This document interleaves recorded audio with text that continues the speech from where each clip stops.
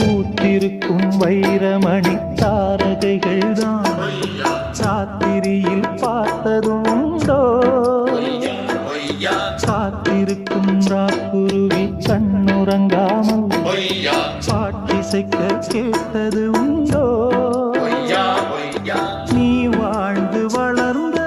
இடம் வேறு நேரங்கள் உனக்கு இதற்கேது நீ இன்று நடக்கும் தடம் வேறு நான் அன்றி உனக்கு துணையாறு நீ தடுத்தாலும் கால் தடுத்தாலும்